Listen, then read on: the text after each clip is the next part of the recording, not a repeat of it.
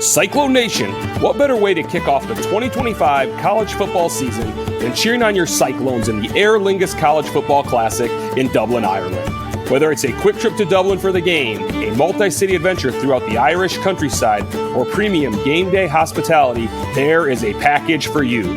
Visit cyclones2ireland.com for information on official travel and hospitality packages. That's Cyclones, the number 2, Ireland.com.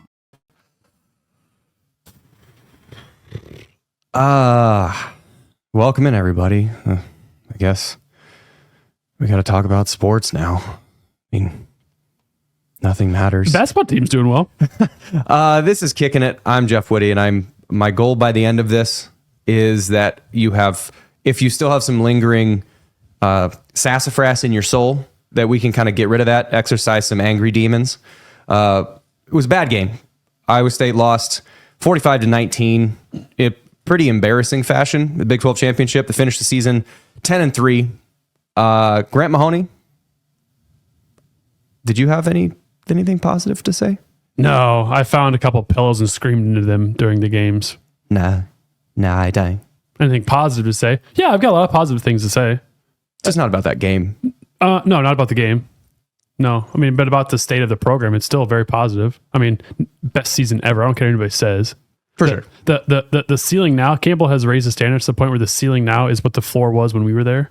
The other way. The floor now is what the ceiling was. All right. Okay. The floor is the ceiling is the roof. That's right. But yeah, if this is a bad outcome for a year and you get embarrassed in the conference championship, which we can call it what it is, they were embarrassed in the conference championship, and they finished the season 10-3. Like, not too bad, all things considered. Now, what can you improve upon? So this is one. So I love it. Before we get to that, we got to thank our presenting sponsor, Kelderman Manufacturing. Thank you to Jeff Kelderman for sponsoring us all year. Jeff Kelderman and Kelderman Manufacturing throughout the entire season. They really the entire offseason. It's a year now. They've been a year and some change. Yeah, he's supported us since the beginning. Yeah, he took a blind shot. Yeah. These two jackwagons. These two idiots. I'm going to put some money behind that. So thank you to Kelderman. So let me get back to the Iowa State thing. So this is like a way to set goals. This is more like a philosophical thing. And to me, it helps mitigate the downside of goal setting. So goal setting, I'm a very big goal guy. Like we heard it, I don't know, Coach Pope Jeff said it. loves goals. Goal. Salty. Oh, one more baby back. Okay, so I would write I still do. I'll write goals so I can see them, like on a mirror, or on the back of a door, or on like right now. I'm just football season. I'm up 8 pounds from football season. Just good or bad? Not good. I'm 193 right now. He's thick with 2 C's. Yeah, I've been doing my squats. It's just like one would say I got a thumper. Birthdays. Okay, can I look a total random side note? The Thong Song by Cisco. Whoa! It just, you're saying a thumper, which there's a line, a sequence of lines in that song, which when spoken, it's an absurd song anyway, but it goes thighs like what, dumps like a truck, referring to a butt. Baby, move your butt. Right. So dumps like a truck about a butt. Yeah, she poops. So that song just reminds me of Pitch Perfect 2. I've just seen Pitch Perfect 1. I haven't seen Pitch I don't Perfect think 2. I've actually seen the second one, but it's in the ripoff, so I know that by heart. Okay. I appreciate that. Anyway, back to goal setting. I do not wear a thong, but continue. Back to goal setting. But like you actually putting it on a visible way to do it. And the pros and cons of goal setting. The pro is it gives you something concrete to shoot towards. You know, you want to win a Big 12 championship. That was the goal. It was the stated goal by everybody. But to me, one of the things about goal setting, the negative of that is 16 teams had the goal of being a Big 12 champion. So are 15 failures, or can we tier the levels of goals? And this actually came from Colin Klein when he was playing at Kansas State. And he put it in 4 levels, and I've kind of adopted it to my own little levels of myself. But the first level of it is if everything goes perfectly and some things break my way, like everything we do like almost everything we do in life involves some degree of luck. Like you're at the right meeting at the right time. If you want to meet a sales quota, somebody was there when they otherwise wouldn't be, or they just got off PT or whatever. And if everything breaks your way, he wanted to be a Heisman Trophy winner. If he takes care of everything that he can possibly do, he's an All-American. If he gets hurt or something some things don't go your way, or the ball bounces the wrong way a couple times, or life situation gets in the way, you're an all-conference player, and anything less than all-conference then is a failure. And so you have 4 tiers of a goal. One is everything goes right. One is I control what I can control. 2 is I can control what I can control. Then 3, the third tier is some adversity hits me, but I still do what I can do. That is the lowest level of what I would consider success. And then anything below that becomes failure. And to me, tiering out Iowa State's season, they finished in that second tier of like, you win the Big 12 championship, you're in the playoff. Like that, everything breaks your way, you're in the playoff. And then from there, it's just see what happens. That second tier is to win 10 games, be in the conference championship game, give yourself a shot. And then the third one would be, you win 8 or 9 games, you go to a solid bowl game. Anything less than that then becomes failure. If they won 7 games this year, that's a failure. That's a bad season. But if they won 8 or 9, some things, if UCF doesn't go the way UCF goes, or if, let's say, because I saw one situation, if Baylor had knocked down that Hail Mary against Colorado, everything else held the same, Baylor and Arizona State would have been in the Big 12 championship. There was one game too where TCU had it flip-flopped. Yeah. TCU and Baylor would have been in the... Yeah, and I think it was the comeback that UCF made against them in the very early part of the season. So everything could have been different. Yeah. But so if that's one of those situations where you win 8 or 9 games or 9 or 10 games, you don't make the conference championship, tier 3. You make the conference championship, tier 2. You win the conference championship, tier 1. So it's not a failure of a season. It's just you don't reach the highest level goal that you want, which is disappointing. Like you're not mad, or you're not happy that you didn't win the game, and you're not happy that you got smoked. But this is far from a failed season. So now you have to kind of look at it like, why did I not get to that tier 1 goal? That highest level thing that I wanted. I'm not sad or mad or disappointed, because a lot of times, again, if you use that binary, I succeeded, I failed, then you're a failure more oftentimes than you're a success. And that starts to wear on you. So now going into, let's talk about the game, and then we'll talk about what going off of it. Well, I want to kind of touch on what you just said right there. So we got to think about too the state of this team. So to you, I'm going to ask you this question here. So what position would you compare the linebacker and defense to an offensive position? Quarterback. Could you imagine how many games Iowa State would win if we were down to our 4th string quarterback? No disrespect to him. Not many. Won 10 games with, no disrespect to Rylan Barnes, I had no idea who he was before the season. Rylan Barnes starting 2 games. He had a true freshman. playing substantial snaps in a third. Yes. Bo Goodwin, who I only knew who he was because I follow recruiting fairly closely. He's not ready to play because he's a true freshman from small school Iowa. He will be. He's going to be good. And Cooper Ebel, who I think was going to compete for playing time regardless. 5 of the 6 guys that were going to play for Iowa State, basically you're 2 deep or gone. You're out. So you're without your top 2-3 quarterbacks. Essentially. Yeah, that's the equivalent. And especially in a game, and safety is another one. The way this 3-3-5 works, there's 2 safeties. And Verdon is a huge X factor. Verdon and Freeler become like linebacker and a half kind of positions. And when you have one of those guys, and Tashawn James, a little roller coaster. Like he's still young though. Some good, some bad. He's a freshman, right? Sophomore. So like, there's just not a ton of experience back there. So that's sort of like missing your starting running backs. Yep. Like you're on your 3rd string, the defensive equivalent. You're on your 3rd string or 4th string quarterback, and you're on your backup running back. Like that's what the defense was playing with. Now, yeah, that's Utah this year. But they had no one left on offense, and they just couldn't do anything on offense. The other 2 phases were fine, but it's embarrassing on offense when you can't score. It's just as embarrassing on defense when you can't stop anybody.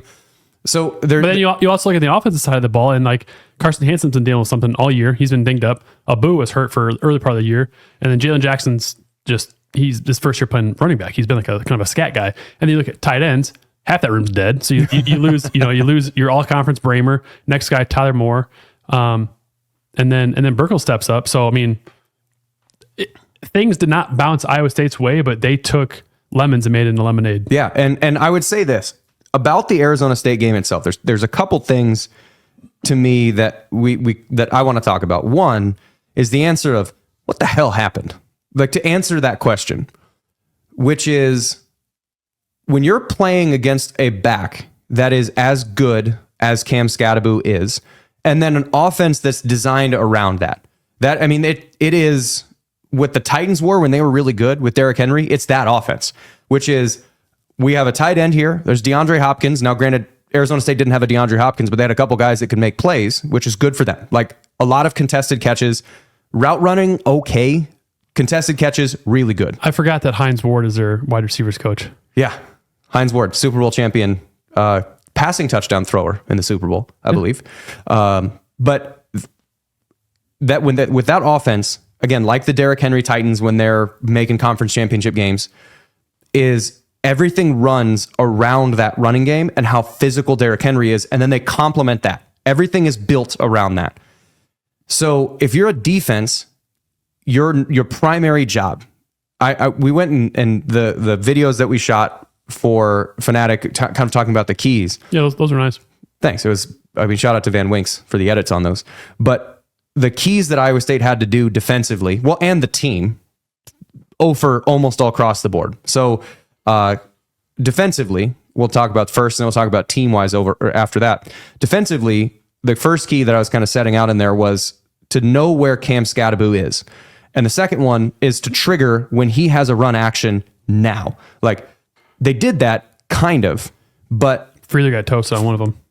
And there was, once you trigger, you're not trying to get a strip sack. You know, like, there's like, to use another basketball example, if there's a guy that's a hot shooter and you know that he's a really hot shooter, Jiggy. if you're trying to stop him from shooting, you're not trying to get a block every single time. Because if you tried to get a block every single time, you'd probably foul him on the 3-point line 4 out of 6 times. So you're trying to just contest. You don't want to block the shot necessarily. Be in his pocket. Be in his pocket, be in his face. Don't necessarily look for the block. Defensively in football, you're not trying to get a fumble. Tackle him. Get him on the ground. That's the only thing you can think about when you're playing someone like that. The first quarter, Iowa State had to learn that lesson right away. After that, they kind of started to. Like, the first field goal drive, then they had touchdown drive, forced to punt. Like, a lot of those longer touchdown drives, some of it was Scadaboo doing Scadaboo things, but it was passes. Like, they were big chunk pass plays down the field. I think they said at halftime that they had 5 or 6 plays of 40 yards or more. Yeah. And I think they had 314 yards of offense in the first half. And I think they had 5 plays of 40 yards or more. That's 200 yards right now on big plays. So everything else, okay, they just got beat big time when they got beat. And then the third ones, you have to win your one-on-ones, and they didn't do that. Like, a lot of times they were way open. So they didn't trigger, didn't tackle, didn't win their one-on-ones. So defensively, 0 for 3. As a team, the things were, and I'm going to carry this back to the Kansas State game a little bit.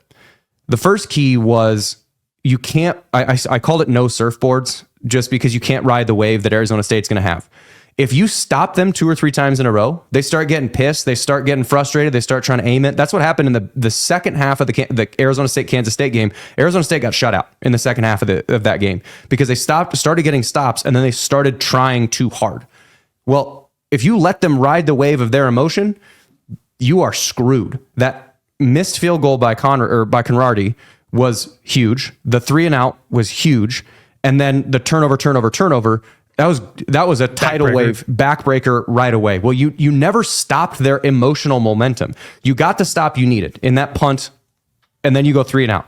You allowed their momentum to keep going. And when they do that, they just feed off each other. It's a super hot and cold team. And when they're hot, good luck. Scorching. The second one was you have to be, the third one was you have to be ready for the kitchen sink, which is anything they're going to throw at you, they're going to throw at you. Like, it's necessary for you to be disciplined across the board and be ready for anything. 4th down, they're going to throw a play action big bomb. All right, well, corners, stay with them. Like, you have to be, yes, you have to tackle Cam Scadaboo, but not the corners. Corners, You got to play a one-on-one. The other 9 dudes are going to take care of it. And then the second one was matriculate and possess. And that's the thing that I think Iowa State did the worst over the course of the game. Meaning, you must win time of possession against a team like Arizona State with the depth that Iowa State's defense has, which is, we just talked about it, none. They have no depth. So matriculate and possess means you can't give them short fields, you can't turn the ball over, and you can't go 3 and out. There's only 4 drives that Iowa State didn't actually have positive advancing of the ball, which was 3 and out, turnover, turnover, turnover. Arizona State went touchdown, touchdown, touchdown, touchdown on those. If you possess the ball for 6 or 7 minutes and even miss a field goal by the time you get there, you allow those only 3 linebackers and 3 safeties that are playing in the game to get a breather, to make an adjustment, to understand what your buddy's doing, to talk about stuff. If you look at those, the drive length that Iowa State had in that middle 20 minutes, they had, after they missed the field goal, which is a 5.5 minute drive. That's fine. Keep the ball. Just don't let them have it. Afterwards, they went 59 seconds, 3 and out, punt. 27 seconds left, take it to halftime. I didn't understand that. I'm guessing that Campbell saw the guy shell-shocked. And he figured... Why not kneel? Like, if you're going to go for it, go for it. If not, kneel it. Like, it was just very much like, I don't know what we're doing here. Let's just kind of do it. It wasn't... I understand the not calling timeouts, but yeah, take a knee and just go into halftime if that's going to be the case. But I don't think... I'm not so much hung up on that part because it would have been a tough row to hoe to actually get there. But they had 59 seconds, 3 and out. Minute 54, fumble. 14 seconds, interception. 2 minutes, fumble. You had the ball in the combined 5 drives, if you include the one they just took it to half. They had the ball for 5 minutes from middle of the second quarter through the third quarter. Not good, Bob. Not good. Defense isn't going to be able to do that. So what I wanted to call that back to Kansas State, those 3 turnovers, as far as the matriculate and possess part, those 3 turnovers eliminated Iowa State's chances entirely. And had they not happened, even if you don't score on every single one of those drives, if you remember back in Iowa State playing Kansas State, Kansas State starts the second half, 10 plays, 80 yards. They miss a field goal. Then blocked, right? Block a field goal. But then they go a touchdown, 5 plays, 59 yards. Iowa State in between those had gone a 3 and out, just gotten rid of the ball. After that, they go on a 11 play, 68 yard drive that takes 4.5 minutes off the clock. And from that point, that offensive drive forward, Iowa State's defense allowed -5 yards. In this game against Arizona State, the offense was never on the field. Let me see this. The offense was never on the field for longer than 2 minutes until middle of the third quarter. Then after, Iowa State goes 13 plays, 70 yards, 5 minutes and 53 seconds, kicks a field goal. Arizona State goes 6 yards, 32 yards, -3 yards. So, like, without... You said -3. It was just kneel down. Oh, yeah. Okay. But without being able to keep the ball, to give your defense a chance to rest and adjust, it becomes a waterfall all the way through. If Iowa State was able to possess the ball on offense and not turn it over, honestly, that game, if that game is played 10 times, Iowa State wins 4 of them. But this was the worst extent of that game. The problem is that this is just the one that everybody saw. This is the only real game that some people across the country have seen of Iowa State, and they got their shit kicked in. But this was not indicator of how these two teams matched up. This was Arizona State executing in a way that they needed to, and Iowa State doing everything wrong, especially in the middle third of that game, to let it run away from them. It was just really a combination of, the perfect storm, because Arizona State's really good at running the ball. Iowa State's not great at stopping the run. But they were there. I mean, the tackles were there, just didn't wrap up. And Cam Skattebo, I compared him to like a Marshawn Lynch or even like a David Montgomery. That's what I say. He's Dave Montgomery. He's Dave Montgomery. Dave Montgomery has such an interesting way of like lowering his pads, and it's just his balance and the way you've said it before too. The way he moves his hips, like you never get a square shot. Yeah, so that's the thing with Skattebo. You never get a square shot. Yeah. So I mean, I couldn't have done it any better out there. I would have gone for his ankles and probably gotten run over, but we weren't tackling. The guys were there to make the plays. They weren't tackling. Yeah, and it takes so much energy to bring that guy down, and that's why he's a dog too. Sorry to interrupt you. He is the best player I have seen in college football. Travis Hunter, I don't care. He's had fine stats, but the Heisman should not be this guy has the most amount of snaps played. Jontez Williams, his defensive stats are better than Travis Hunter's. Travis Hunter is not even the best receiver in the Big 12 conference. So his stats are fine. Genty is fine, but he's going against Mountain West opponents. Yes, he had a good game against Oregon, but what Scadaboo is doing, he's going against P4 teams and killing them. In my opinion, he should be the Heisman frontrunner. He's not going to be. He's not going to be Doak Walker. If I had to vote for both, I would vote him. I think it's hard. I would say those three guys to me, and honestly, you have to throw Dylan Gabriel in there. You have to. But like those four guys are kind of your front runners, and you could make a case depending on your fandom and depending on who you like better. You could make a case for each one of them. But Scadaboo's absolutely in there. I would just say that Travis Hunter, like, when was the last time a Heisman has ever played in the Alamo Bowl? Like Genty and Scadaboo led their teams to the playoffs.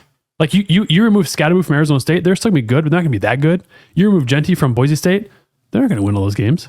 You remove Travis Hunter, who he sat out in a lot of games when they were playing like good receivers. He would get hurt. I'm not trying to dismiss it. Maybe he really was hurt, but it's just a coincidence. Every time they played a good receiver, he would get dinged up, hurt, and miss some time.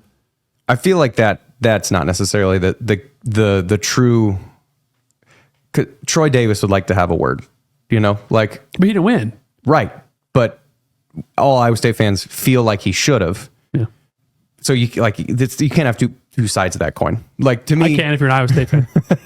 But whatever fits my narrative. But anyway, Scadaboo, he's like David Montgomery. That to me, he is impossible to get a square shot on.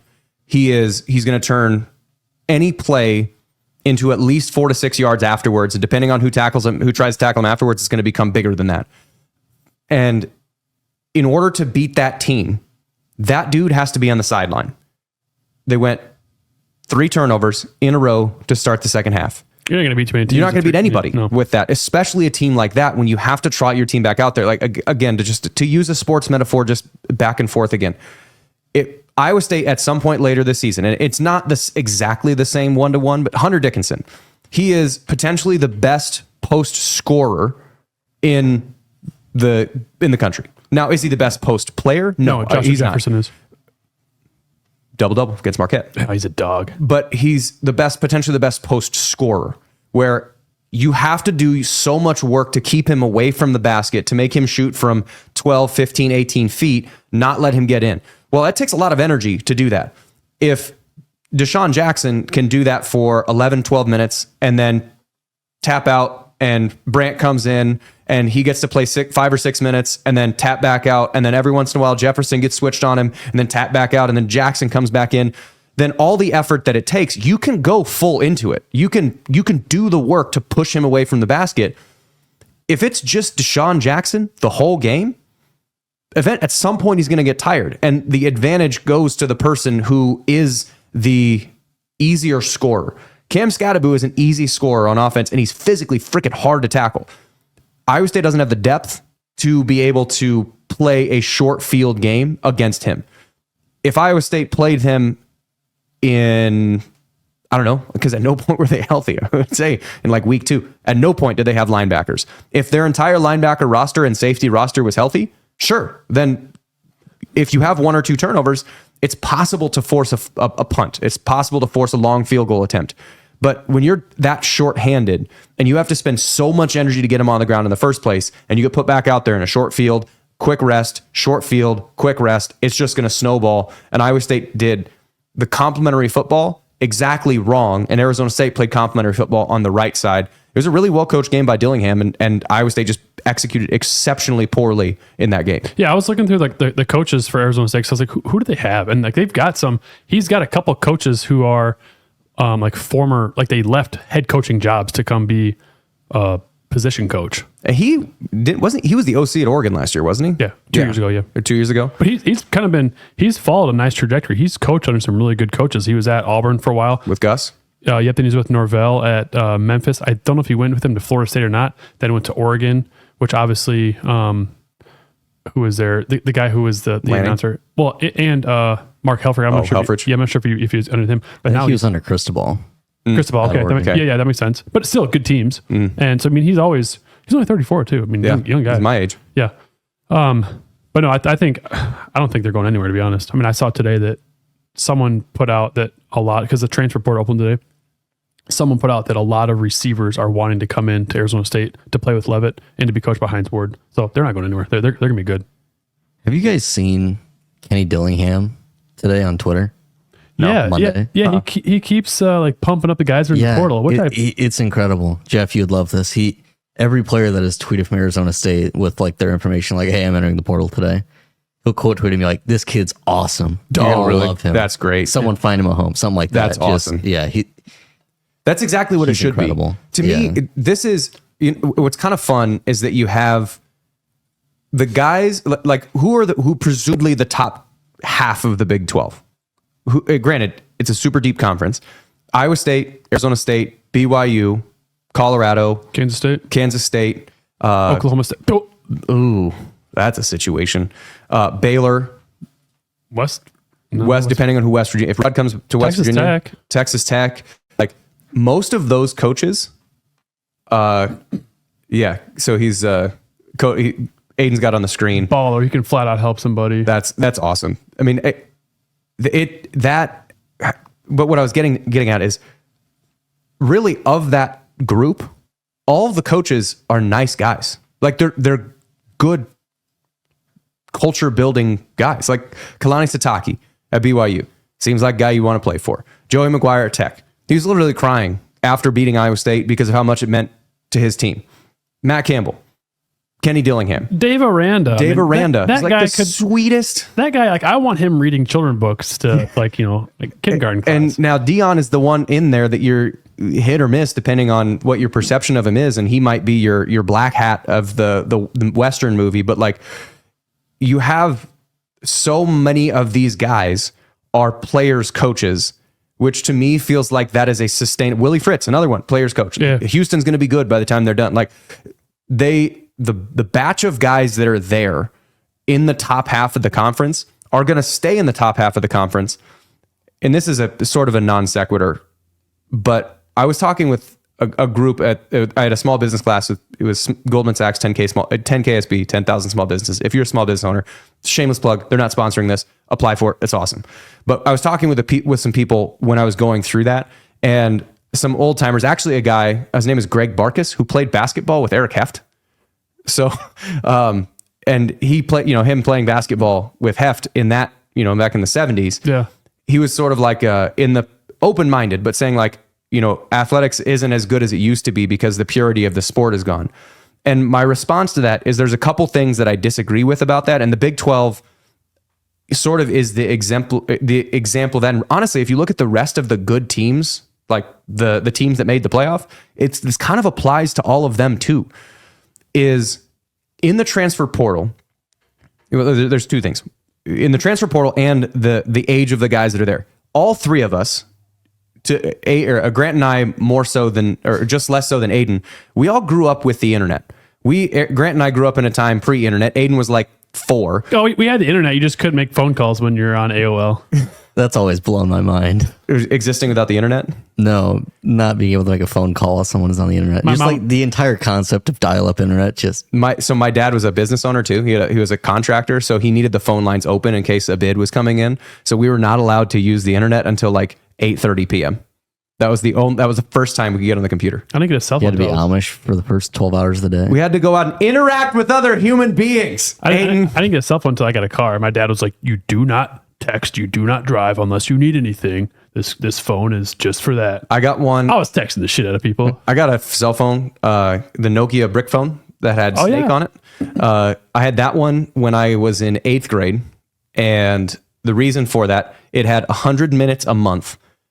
No texting. Oh.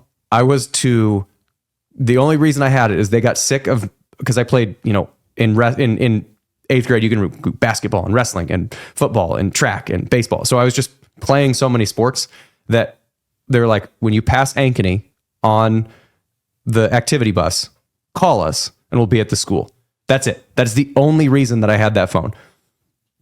Does that blow your mind? 100 minutes a month. That is... I got a phone in 5th grade. 20 minutes a week or 25 minutes a week. I got it in 5th grade, but it was mainly because my middle school, which was 5th through 8th grade, was in a town 20 miles away from where I live. So it was like... It was the transit unusual. phone. Yeah. Granted, it was a smartphone. Do you know what a chocolate, like the chocolate phone is? Ooh, You slide that. that was You or the slide too fast and it shuts off. the Motorola Razor. I That had was one the too. cool. That was I never had that. I wasn't cool enough to have You the pull out a Razor. razor and you're like, whoa, shit. You are the cool guy. Yeah. If you had the Those are Motorola bags, Razor, right? They came, With they the came- ones with the touchscreens. they came back for a minute. Yeah, I kind of want a flip phone. I respect anyone who still has one. they're hard to find. Anyway, but we grew up with the internet. And so we got to experience a world in which you could see the outside world from what your experience is. So you could text a buddy who's playing at another program about how their experience is going. You could see videos on Facebook or MySpace or whatever social media. Zanga. You could see what else was going on. And so our tolerance collectively of the shut up and play coaches is much lower because we got to see, like, you don't have to be an ass. Like, I personally don't respond to that as a coaching style. And that's why, like, Coach Pope and Yancey were so good, because they would build you up as much as they could. They would tell you when, they would discipline you when you didn't, but it was much more of a supporting and coaching as opposed to screaming at. Like, the Bob Knights wouldn't succeed today. That's one of the reasons for my mind, why Bill Belichick he lost so much over the last like 4 or 5 years of him coaching. Yes, he lost Tom, but he is a disciplined, shut up, do your job. I don't give a shit about you as a person. Fix it. Did you see he applied for the North Carolina job? Really? Yeah. Man, I think he's had like several interviews with them.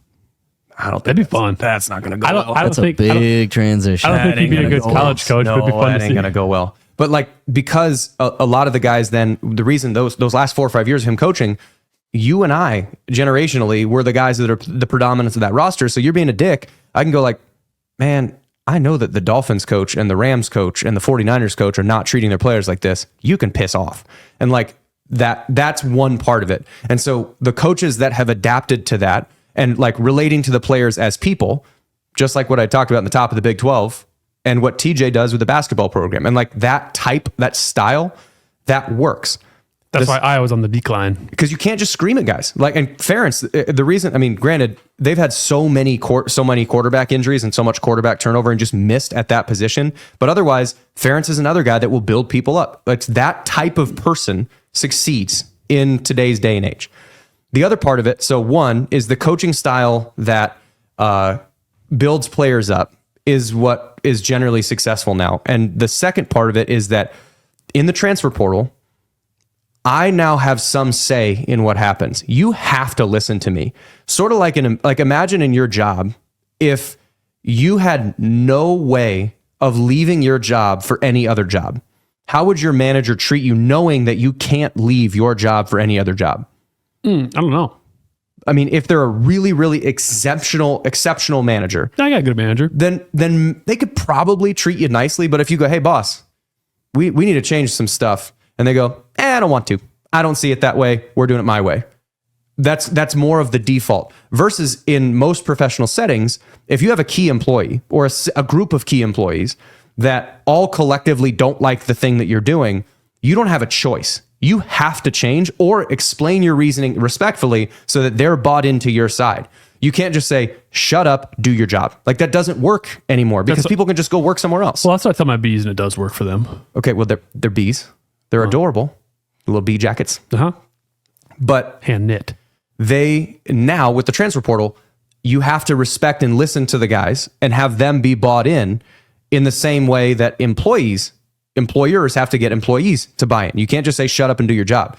So all of these coaches, Dillingham, Arizona State's going to be around for a while. Yeah. Iowa State, going to be around for a while. Kansas State, Kleiman, going to be around for a while. Like, Hopefully not. probably will be. I mean, you can dislike the basketball program. I admittedly not a huge fan of the Kansas State basketball program. I just like the whole university. Bunch of dinguses. Don't be a dingus. We'll see them in Dublin. If you want to find out more about that, and you haven't already gone to cyclones2ireland.com, the number 2 to Ireland.com. Cyclones to Ireland. See your Cyclones play the Wildcats. What was that? I don't know. I can't do an accent. I can't do an accent. I want you to go. I'm from a different part of Ireland. My dialect's a little different. You're the in Inglourious Bastards when he does the 3 whiskeys. Never seen it. You've never seen Inglourious Basterds? That's the best Tarantino I'm not a movie. huge, That's I'm not a huge really movie good. guy. Inglourious Basterds is really good. It's so good. Last movie I've seen is So Monsters Inc. Actually, I saw Wicked. I haven't seen Wicked. Oh, it's great. I want to. I saw I want to. I Wicked plan and to. Gladiator. Wicked and Gladiator 2 in the last week or two. Two of the best movies I've seen in a long time. Well, if the last movie you'd seen before that was Monsters Inc., then that's like Gap. I'm just kidding. With everything for the last 20 I'm years. just kidding. 15-year gap. Monsters Inc. is my favorite movie, but I've seen other movies since then. You know, like Toy Story 3. the whole Toy Story. There's a series. third one? There's a fourth one. Kidding. What? What's your favorite like Christmas movie? I know we're on a tangent here. There's one right We answer. can end that tangent. Aiden, if you Rudolph. know- The answer is Rudolph. Rudolph the Red-Nosed Reindeer. The claymation one from 1962. Dude, claymation. Who is this guy? Christmas Vacation. Oh, Shitter's Full. Yeah. Solid one. Mine's Tim Allen's Santa Claus. Okay. Yeah. Well, how can My you say number that two is Rudolph? Have you watched Rudolph? Have you seen Rudolph the Red-Nosed the actual claymation one? Have Yeah, you watched? Have you watched it? Not just had it on. Have you watched it? Yeah, it's nightmare fuel. You just get scared by claymation, the Bumble. Just Is it- kind of, just so like the abominable snowman scares me. that makes you a child. Oh, well, That doesn't make the movie bad. That makes you a child. bad movie. Actually, so we don't do a lot of screen time with our daughter. But you show her that crap? Why we started the movie? Here, Nell. She Have was some nightmares. locked in. Locked in. Yeah, I'm sure she's like never seen something so scary before. 10 or 15 minutes. If you're scared of the Bumble, like how did you make it through Wicked if you're scared of the Bumble and the flying monkeys? Oh, no, I'm not scared of that. It's the The claymation. Dementors. It's the claymation and just like the choppiness of it and just like the. Do you realize how hard that art form is? I know it's hard. I mean, I'll need to like it. You don't appreciate art. Yeah, I do. I love Wicked. Shame on you. Anyway, yeah, the end to that long-winded rant is that the teams that are at the top of the Big 12 conference, I don't see going anywhere. Yeah. Iowa State will see Arizona State or BYU or Colorado or Baylor. You're going to see them at the top of the conference every year because of the structure of the program. And then to get into I think the last thing we were going to talk about is like who's left on this roster. What does this roster look like next year? And I think one other thing that keeps both Arizona State and Iowa State towards the top is this league is going to give you a ton of really close games. It's the most fun league in the country So how do you generally win those games? in the margins. In the margins, but good quarterback play and solid defense. Assuming that half of Iowa State's defense doesn't get hurt next year. Knock on wood. We have some breaking news. What? Heisman Trophy finalists have been officially announced. Okay. If Scadaboo's on there, I'm leaving right now. I'm going to go. It's not going to give you an order. It's going to be for sure Ginty, Hunter, Gabriel, Scadaboo, or Ward, or both. Ward, Not Scadaboo. not Scadaboo. All right. He got hosed. So He yeah, got hosed. Dylan Gabriel of Oregon, Travis Hunter, Colorado, Ashton Genty, Boise, Cam Ward of Miami. Well, Cam Ward is in fourth. Yeah, I feel like the's a pretty, It's a There's a two-dog pretty race. substantial gap Yeah. between. Two-dog race. It's 1, 2, but hey, 3 Three. trips to New York, so good for him. 4. I mean, good for him, and hopefully he plays. Yeah, He will. But yeah, this what Iowa State then will be bringing into next year is if you have a solid defense and you have a quarterback, those close games tend to go more your way than they don't. Rocco's back, defense will be more back than they're not. So to me, it feels like, and John Haycock will be there. So it feels to me like Iowa State is going to be in a good position to be back next year because quarterback's back, running backs, most of them are back, and Dylan Lee is going to be playing as a running back. Tight ends are all back except Steve-O, and except Hufford and Travis. Your offensive line is back. So this team is not going anywhere, and it feels like The receivers, Iowa State will be in the market for. They've offered a few receivers in the portal, but I think they still got some young dogs that I think they just want guys with experience. Overby, Benny Nagoye, Eskildson. and I imagine Eli Green and is it Alford? Is that his name? Alston. Yeah, even Carson Brown will be back. Yeah, Carson Brown will be back. Like there's pieces. You need a dude, and I think Bramer's going to be the dude next year, unless they get a transfer that hits like Yeah. Higgins did. Yeah, I there's two that I think we'll probably get. But talking about that I can think of. Talking about guys we're losing though, like on the defense, I just want to go through a couple positions. So like defensive line. That we're graduating. Yes. So this is kind of the thing, and we're recording this on Monday night. even by the time you hear this, there's probably going to be some announcements of people leaving and or people coming. Like Right now, we know there's 4 guys that are in the portal. and one of which being JJ, Yeah, which we talked about. Yeah. Like that's for him, awesome. JJ, the cornerback transfer from LSU. I don't know if he didn't play this year. He was hurt or what. He's back in the portal. He was a young guy, anyways. Knobloch, who was a long snapper, and then Shackford, who was the kickoff guy last year, 2 years ago, whatever. Which he's already graduated, going to be a fifth year guy. Go do your thing. So this is just guys that are graduating, not anybody who's leaving early. So like on the defensive line, we're losing Singleton and Peterson.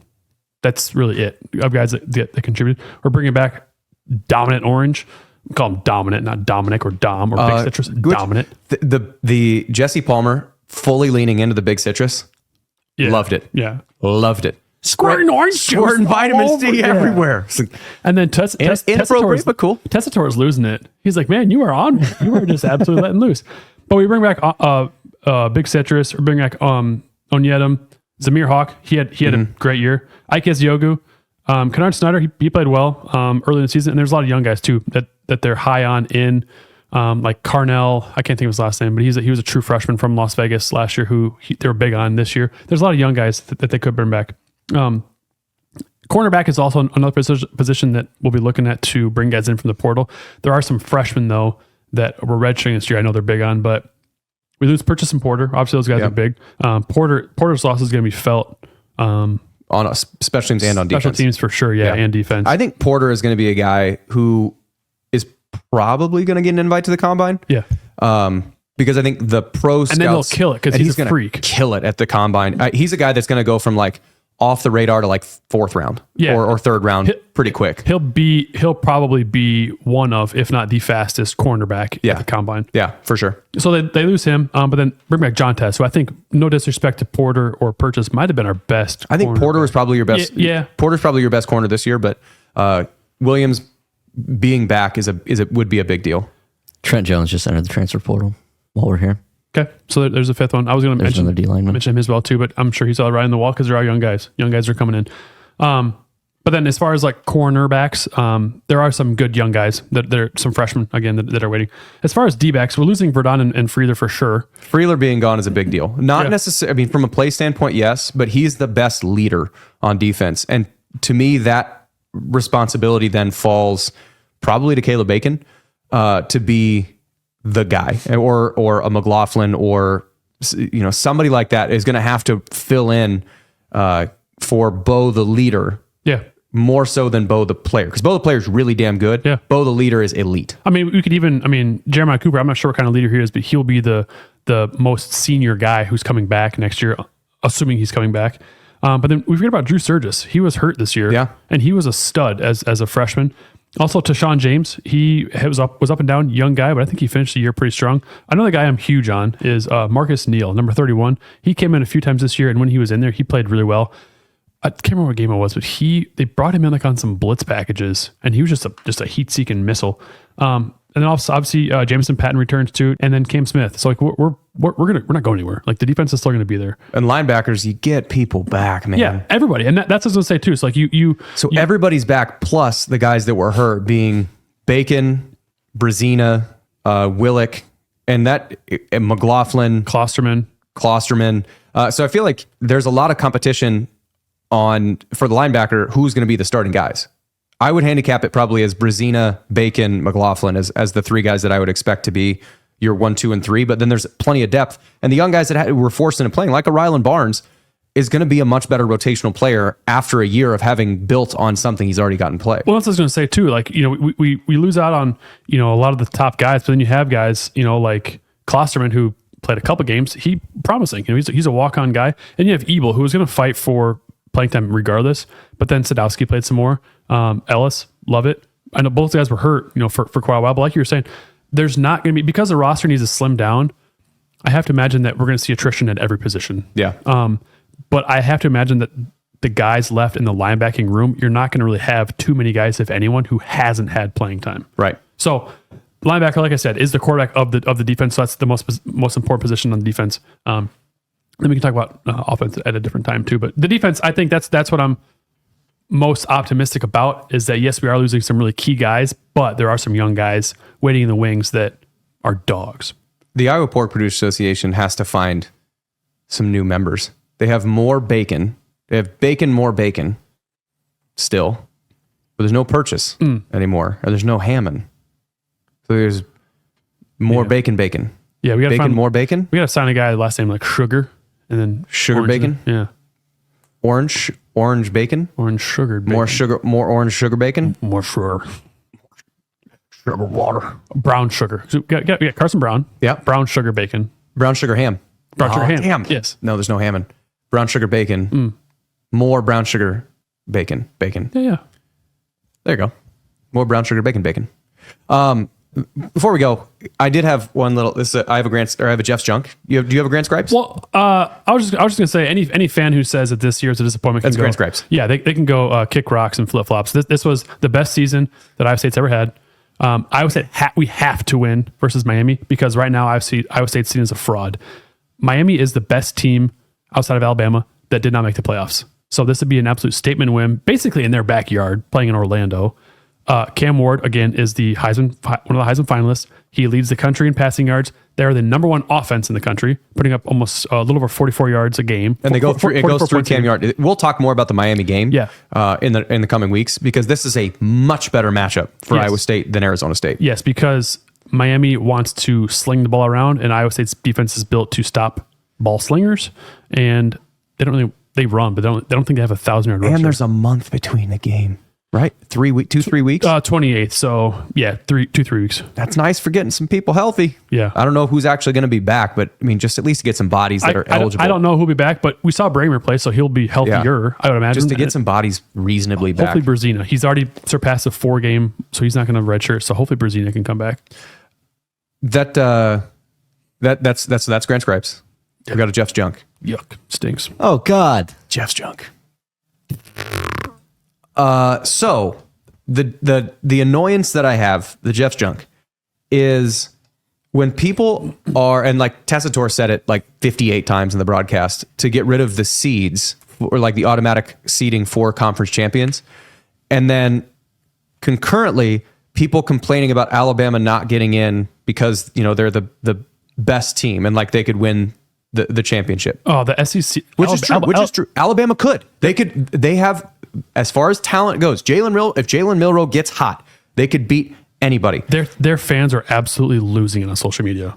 It's great that I'm not swimming in that cesspool. But the two parts of that, what other sport do we allow participation in the postseason based on potential? What other sport do we do this? No other sport. None. The postseason, so like the Bengals may or may not make the playoffs this year. Bengals, if they get in the playoffs, they could win the whole thing. They got Joe Burrow. They got Jamar Chase. But if they don't make the playoffs, because the set rules there of how the regular season played out, we don't go, you know what? Denver, you're out. Bengals, you're in. You have a better chance of winning the whole thing. No, that's not how sports work. No sport ever. Like, let's say the Dodgers won the World Series. Yes? Yes. Shohei Ohtani, Freddie Freeman, Mookie Betts, they have a really strong pitching staff. But imagine those three players, those three are their studs, Ohtani, Betts, and Freeman. Let's say they were all out for like a month and a half in the middle part of the season, and they went like 10-30 in that time frame. And they missed the wild card altogether. But let's say they win their last 10 games, still miss out. They're the best team, but they didn't meet the criteria to get into the postseason. So we don't just kick a team out because that other team we think is better. That's not how sports work at all, ever. It's never been that way. So why are we expecting that if you have a subpar season with more losses than anybody else in there, that you can just get jumped in because you theoretically could win more? I think it's hilarious. Their fans are like, we need to stop scheduling these teams out of conference. Yeah, like Mercer. You have 4 out of conference games, and guess what? 1 of your 3 losses didn't come from one of those 4 games. None of them came from those out of conference games. You really don't have a case. No, you don't. And this is my other thing as far as strength of schedule, I guess, but strength of schedule based on what? Like, there's so many different metrics still lost more. We will for sure get more into this in the offseason as far as like what changes we want to see the playoff make. But like as far as the playoff seeding thing too, why are we bitching about that either? I don't think Boise should be up there, but so I'm not talking about like who's seeded. Like the conference 4 top champions get buys. Okay, again, it's back to baseball. Well, we can take really any other sport. Let's take football for example. Last year, Dallas Cowboys had the 3rd best record in the NFC. They were a wild card team. Why is that? Because in their division, there was a team that was better, right? Or take that back. It was 2 years ago. That was the case. The Eagles 2 years ago had the 2nd best record in the NFC. Dallas had the 3rd best record in the NFC, and they were a wild card team. They didn't get to host a game because that's how it works. Those are the rules. Because if you win your conference championship, if we take that rule away, then the SEC and the Big Ten will get 100% of the top spots, which then gives them a bye automatically to the next round, which then gives in the offseason, the SEC and the Big Ten had 50% of the playoff spots in the quarterfinals. Well, no shit, because you got all the buys. And then that continues to perpetuate the cycle, which then gives more incentive to just give the Big Ten and the SEC more of that pie. And then it perpetuates the cycle and it just spins its way down to the bottom. The reason why all these professional sports are so good and why wild cards are so fun is the fact that you had to go against the odds because that's how the world works. That's how sports work. If you disincentivize conference champions, then it doesn't matter. Ever. Yep. Then you could just, Texas and Georgia, why would they even play in the SEC championship? They're automatically in there. Just put your backups in. We're already going to get one of the top 4 seeds anyway, so let's put our backups in. Let's keep Quinn Ewers healthy. He's already got a bum ankle. Let's start Arch. We want to make sure that we get somebody in. Hey, and our running back, he's kind of dealing with some ribs things. Let's put a backup at him because even if we lose, but if we don't start our guys, we get the 4th seed. No, that's not how sports work.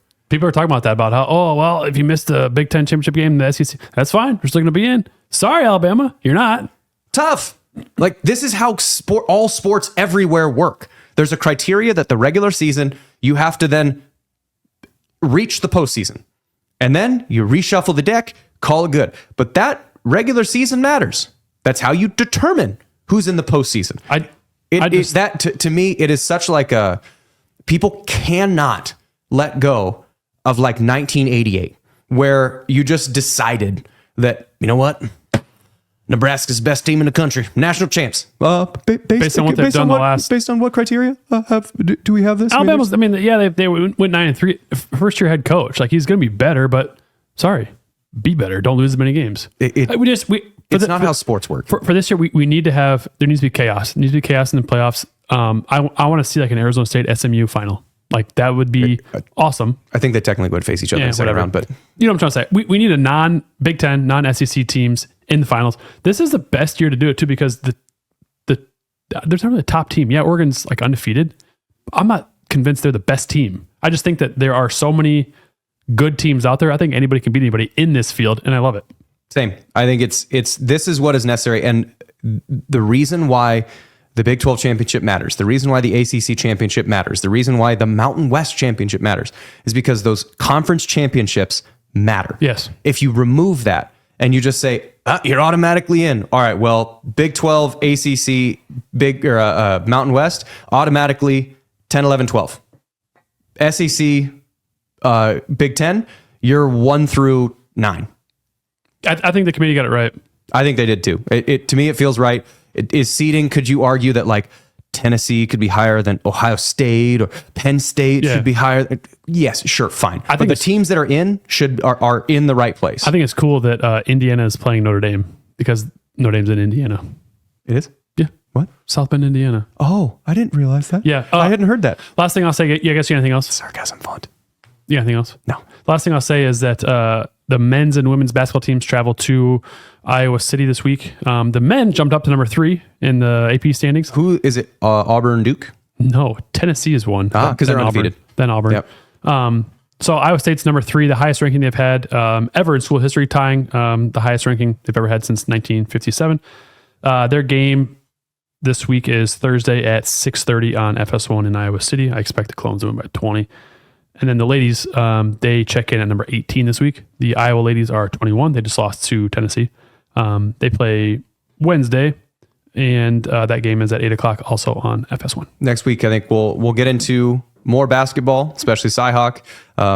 Big 12 starts before 2025 at some point. Big 12 games start in December. So we're getting to that time. So we're going to be flipping a little bit into basketball. We'll also kind of talk more about Miami next week. But the sky's not falling. No. Iowa State isn't miles worse than Arizona State. Arizona State played a great game. Iowa State played a shit game. And congrats to them. Let's go Sun Devils. Win the damn thing. Yeah, you know what? I would say the Alamo Bowl too. Like that's a cool matchup because technically they are Big 12 teams, but Colorado still fills the Pac-12 slot, and it's really kind of a battle for who's the third best team in the Big 12. But I know that's the more quote prestigious bowl game than the Pop Tarts Bowl. I like Iowa State's matchup better. I don't want to play a BYU or Colorado. They're in conference, so I want to play Miami. I don't care what bowl game it's in, but it's in a fun bowl game. So yeah, warm. Yeah, were you gonna say something, Aiden? Oh, I thought I saw you slide in there. I was just forks up, baby. Forks up. Oh, yeah, well. Huge guy. I'm rooting for her. Huge I'm a big underdog Yeah, guy. I am not too. So rooting for anyone not in the Big Ten or the SEC. Yeah. More or less. Yep. Perfect. That's all I got. Thank you to all of our loyal listeners who are still listening. And as always, remember, adopt, don't shop.